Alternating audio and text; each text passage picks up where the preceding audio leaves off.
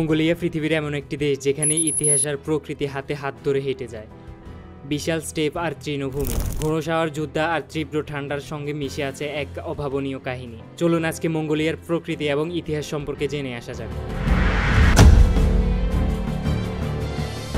1300 শতাব্দীতে Genghis Khan নামের এক যোদ্ধা তার যাত্রা শুরু করেছিলেন। ছোট ছোট গোত্রের দ্বন্দ্ব ভুলে তিনি গড়ে তুললেন এক অদম্য বাহিনী। চেঙ্গিস খান শুধু মঙ্গোলিয়াকে নয়, পৃথিবীর সবচেয়ে বড় সাম্রাজ্যগুলোর একটি গড়ে তুলেছিলেন। চীন থেকে শুরু করে ইউরোপ পর্যন্ত ছড়িয়ে পড়েছিল মঙ্গল সাম্রাজ্য।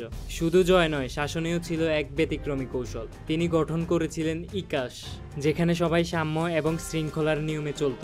আইন, কর ব্যবস্থা, ডাক ব্যবস্থা সবকিছুতেই আধুনিকতার ছোঁয়া ছিল তার শাসনে। চেঙ্গিস খানের এক জায়গা থেকে আরেক জায়গায় খবর পৌঁছাতো দিনের মধ্যে।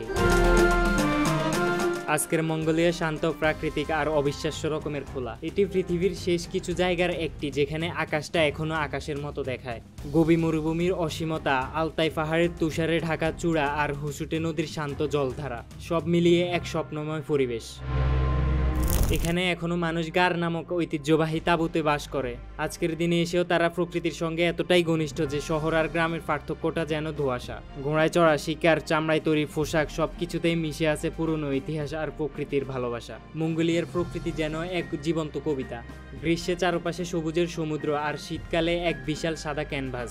এখানে দিনের আলো যেমন দীর্ঘ আর রাতের নীরবতা যেন আকাশ জোড়া নক্ষত্রের গল্প বলে। মঙ্গোলিয়ান মানুষেরা প্রকৃতিকে পর না করে বরং আপন করে নিয়েছে। তারা নদীর ধারে তাঁবু গাঁথে, পাহাড়ের পাশে পশু চারণ করে। প্রযুক্তি এসেছে ঠিকই, কিন্তু প্রকৃতির সুরের সাথে তাল মিলিয়ে এখানে এখনো বনে বাঘিনীর মতো বন্য ঘোড়া দৌড়ায়। তুষার পাহাড়ের চূড়ায় দেখা মিলে এখনো ঈগলের ডানার ছায়া। আর আকাশ, এমন বিশাল নীল আকাশ পৃথিবীর আর কোথাও দেখা যায় না। যেন এটি সৃষ্টিকর্তার খোলা খাতা। গোবি মরুভূমির শুধু তপ্ত বালির সমুদ্র নয়, এটা এক জীবন্ত ইতিহাসের পাতা, যেখানে এখনো পাওয়া যায় ডাইনোসরের জীবাশ্ম। রাত হলে এই মরুভূমি যেন হয়ে ওঠে এক মহাজাগতিক মঞ্চ, যেখানে নক্ষত্রেরা নেমে আসে হাতের নাগালে।